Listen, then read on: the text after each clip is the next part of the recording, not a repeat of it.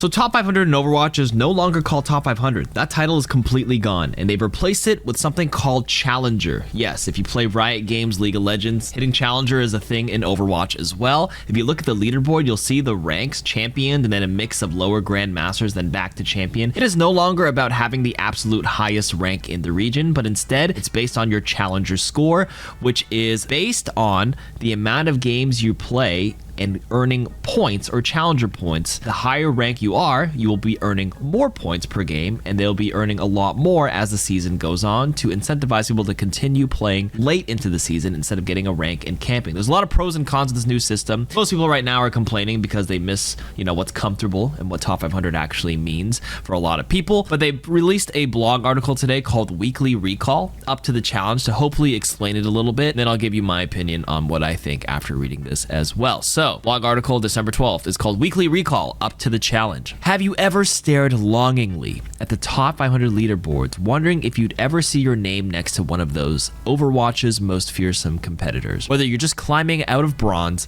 or gunning for that coveted top 10 placement, it's important to dream big. In Season 20, we want you to dream even bigger. The Challenger system is a massive update for the top tier of competitive Overwatch, complete with a new scoring methodology, integrated social features, and compelling reasons to keep up the fight week after week. Much like a 12-person fight on the payload with every ultimate available, there's a lot going on with the Challenger update, and we're here to walk you through the basics of the new system, how it'll change your competitive experience, and why you should pay attention, even if you aren't hitting Grandmaster anytime soon. You'll see if you guys are diamond players, you can be on the leaderboard by just grinding a shit ton. You'll find out soon. Introducing the Challenger tier. So the top 500 leaderboard system is now called the Challenger tier. I missed the old name. That's the first thing I want to say. Why Challenger though? Challenger feels like it's like League of Legends thing. Apex Predator has hitting Predator, which didn't age very well. Imagine being like, hey, I'm a Predator, guys. And leaderboards will now show the 500 players with the highest Challenger score. These leaderboards will be split by region and role with a combined board, as they've always been, but with the addition of a stadium leaderboard. Competitive Open Queue will also get the Challenger tier treatment. There's a minimum Challenger score requirement you'll have to hit to show up on the leaderboards, but you can race to start racking up those points as soon as the season launches. No more waiting 2 weeks to see who made the top 500 list. Actually, I think they changed it to 1 week before top 500 came out for a long time. It used to be 2 weeks, then it went back down to 1 week for a long ass time. The system designers who engineered the Challenger system say these updates should make the competitive scene more compelling and more competitive than it's ever been. Overwatch's top talents will now have to defend their throne against upstarts throughout the season, no longer able to rely on a first week win streak to secure their place. The focus on gaining Challenger scores should make it difficult to maintain multiple alternate accounts to quote-unquote camp leaderboard spaces. Score. There's a lot of complex math going on in the background of this update, but the essential message of the Challenger system is an easy one for those who don't get it. Wins in competitive mode, if you are above Diamond 5 or All-Star 5 in Stadium, will now grant you Challenger score points, and losses will cost you some of that score. Your Challenger score reflects how many points you've managed to acquire and hold on to over the course of an Overwatch season. So you start with 0. Okay, so this is a screenshot of an open queue match I played on day 1 of the season. This is a match between Masters 2 to Champion 5, and it tells you the Challenger score payout, which is 152 if I win this game. I will get 152 points. Everybody on the season starts at 0 Challenger score. I think I lose this game. Okay, and then one of the games after, I actually won like 42 points or something in my 44 points in my first one, and then the next game I won 152 from playing in a champion-esque lobby, and it gave me 152. So currently in the season I had 196 Challenger score. You need to hit a minimum threshold to appear on the leaderboard, and later in the season these are worth way more, so it should equalize later on. But again, we'll go back to the blog article to continue reading what they wrote. I don't know if my explanation helped. So the Challenger score you can earn per match varies and scales according to the rank. Scores are awarded based on the highest ranked player in the lobby, not your personal skill tier. The more difficult the match is, the bigger reward for taking it home. Check to see the Season 20 patch notes to see the full numerical scores, points you can earn per rank. So I earned, remember that example I showed you earlier? I earned 152 because there was a Champion 5 player in the lobby. That was the highest ranked player. And if I scroll down to the patch notes, Champion 5 gives 152 Challenger score. I earned 152 because there was a Champion player in there, like I just said. So even if you're a Diamond 5, you can grind for Challenger score to appear on the leaderboard, but you literally have to grind 5 times the amount if their Diamond 5 is the highest in the lobby compared to somebody who's playing in champion lobbies. So while yes, you can like theoretically a Diamond player could outrank a champion on Challenger, it is extremely hard. You guys don't understand, these multipliers are a crazy amount. So as a champion player, you are incentivized to not camp and to play because they will smoke the competition over time based on like how much this goes up. This goes up by 32, 32, 34, 36, 38 plus 2. In champion, every champion tier is like a 24-point difference. In Grandmaster, it's only a 12-point difference. So it's like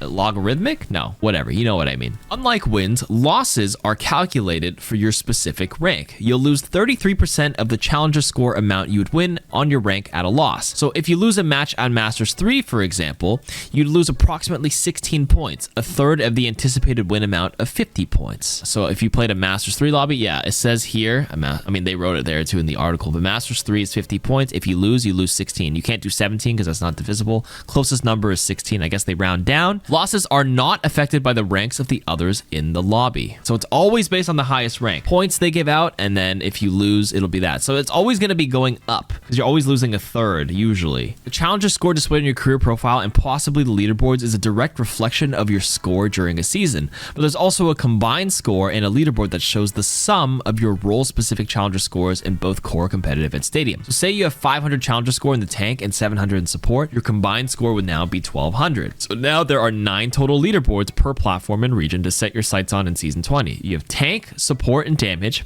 then a combined board for competitive and a combined board for stadium, and then a single leaderboard for open queue, which doesn't feed into any combined scores. To get into our inaugural Challenger tier leaderboards in Season 20, you'll have to meet a few score-based and game-related requirements. So, stadium competitors still need to win 25 games to be eligible since leaderboards are brand new, but all other competitive mode enjoyers no longer need to win 50 games in a season to hit the leaderboards. You still do have to complete the Seasoned Competitor Lifetime Challenge to qualify. Level 2 endorsement or higher is required. That's the default starting level for new players, so it shouldn't be a problem if you're behaving yourself in matches. I think if you're muted or banned at any point, your endorsement is level 1, so that's basically a catch-all to cover that. Role-specific leaderboards in core, competitive, and stadium require a score of 4,000. And yes, it's been like 4 days since the season began, and some people have already acquired 4,000, which means they've won like 30 or 40 games already. Early grinders. Combined open queue and combined stadium require 5,000 challenge score.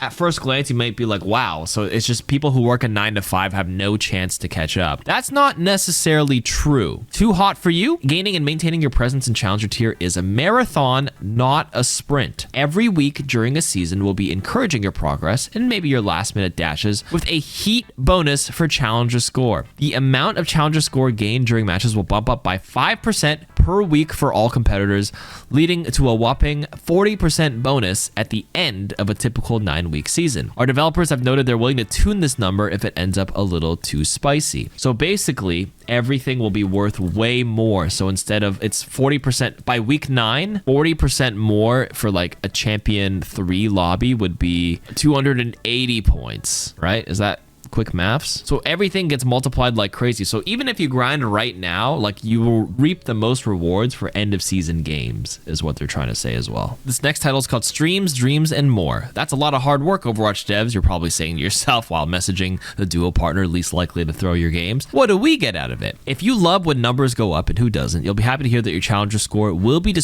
prominently displayed in multiple places for ultimate bragging rights. We've also heard whispers about some exciting rewards that could encourage you to keep up the fight. But Vendetta told us we're not allowed to spoil those yet, and we're not going to make her mad. I'm going to be honest, this sounds like the first season of the Challenger score. If you are actually like in not top 500, they don't call, I mean, top 500 is an old name, but it's still going to be 500 slots. I feel like you could still call it that. But top challengers in this season for any leaderboard, I feel like they're going to send something to you pending approval. I think Riot Games had Challenger jackets. So if you were like top ranked in League or something, they sent out jackets back in the day. I don't know if they still do that. I don't play League anymore. I haven't really played in like 10 years. Anybody who knows, let me know. For content creators and those of you who love watching and learning from them, you'll be most excited about the social aspect of the Challenger tier leaderboards. Vetted creators will have their links to their regionally relevant streaming services like Twitch and YouTube for most of the world and CHZZK in South Korea attached to their leaderboard rankings. When your favorite streamer opens the game client, their listing on the leaderboard will show that they're live and ready to climb. That's crazy. Creators and professional players get a chance to boost visibility as they climb the Challenger ladder,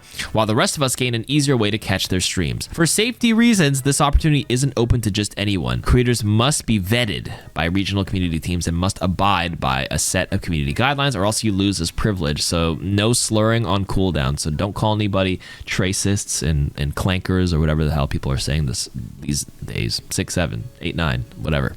Chasing the dream. A renewed look at this top 500 system has been one of the community's most requested features, especially from creators and pros who felt there were few rewards for such a perilous climb to the peak of Overwatch competition. The Challenger update aims to make all of that work with it on a variety of levels, from boosting stream visibility to showing concrete numerical evidence of your upward trajectory. We'll even let you know how far you have left to climb with a calculation once you're nearing the Challenger tier. We adopted Challenger for this update to acknowledge that this overhaul wasn't intended to only benefit 500 people per region. Chasing the dream of hitting Challenger should be an aspirational goal for all skilled players to strive for if they're willing to put in hard work. In 2026 and beyond, expect updates and enhancements to the Challenger system, including queue times, Challenger score bonuses, additional leaderboard features, and some fancy rewards we can't spoil just yet. Let us know how you feel about the changes and how quickly you'll be able to hit Challenger in the comments or on social media.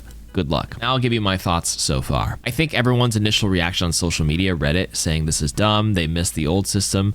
But the more I hear about it, the more I get it, in the sense that, like, what were the biggest complaints of the old top 500 system? Campers and multiple alt accounts, having 5 or 6 accounts in the top ranks. It's not really a top 500. It was like top 300 because of all the alternate accounts. Because all you have to do is play the minimum, maybe get a lucky streak, and then you camp the entire season because there was no decay. That's not really a true indicator. Like, it's a good indicator skill, but not like, it just didn't feel great when someone just does that. Now with this new system, it doesn't feel great if you cannot dedicate so many hours to the grind. But I feel like if you're striving for a top game leaderboard, you kind of have to be playing a lot. Yes, this feels like it's mostly for people who are unemployed, quote unquote. I am employed, I play the game for a living. But I think with the way they try to bypass that is that it's a marathon, not a sprint. If you regularly, like, I feel like most people who were top 500 were mostly like regular players who were able to put in a decent amount of hours each day, even if they were 9-to-5ers or students or whatever, had other obligations. The biggest takeaway was that when I read the heat system, that was what sold me so far. I'm not saying I love it yet because it's still like week 1 and I'm never in a rush for these kinds of things. It's the power of compound interest, 5% a week. Not really truly compound interest, but you know what I mean? Like, I looked at the leaderboard right now. There's like 10 people on the damage leaderboard in North America. They are playing like 50 games already this first week. Like, I feel like if you just take it easy, you can definitely like build up a decent challenger score by like week 6, week 7, week 8, and reap the benefits of the multiplier then. Because the people who are grinding now are playing tough lobbies, especially if they're already champion players. And they're not even earning that much as someone who would be playing, you know, they're gonna be earning 40% more. That's a lot of games. And like, these challenger champion players could be losing games just as easily. You know, they're not winning at like a crazy win rate at like 90% win rate. It's probably gonna be closer to 50% because that's probably their true rank. So and they said they're willing to tune this number based on how much the thing is fluctuating. But so far, I think on day 1 we saw a couple of Masters players make the leaderboard really quickly.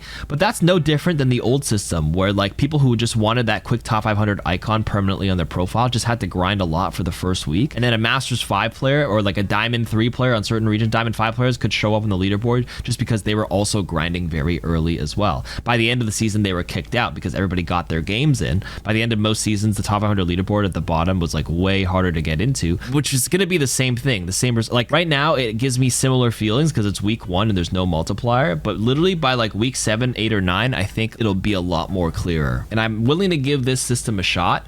I just don't like how they called it Challenger is my biggest gripe. I really wish they did not take the same name as League and just called it something else, like an Overwatcher. I think Valorant, they use what, Radiant? Overwatcher? The Legend 69? Something else. You can even call it top 500 score. Like, I even think that would be kind of cool. Not a fan of this, of the name. That's like, yeah. I think the social links aspect is a really good incentive for people who are like, you know, really good players to grow their brand, grow their stream, maybe get picked up by new teams, get picked up by sponsors, and then it kind of keeps them accountable because if they want to keep their social media linked there, like if it drives a lot of traffic, that could be career changing for people. If they're like slurring on cooldown, maybe it'll clean up their act and they can be a better person. I'm not saying, you know, being a top 100 player means like you're a bad person, but there's a lot of highly competitive, I would say younger players players who are like saying a lot of stuff because they're super competitive. They don't know how to channel anger, frustration, and like teamwork without just like cussing somebody out. But all in all, hopefully that was a little bit more clear. After the season ends is probably the best time to give them proper feedback of it. But I'm willing to give this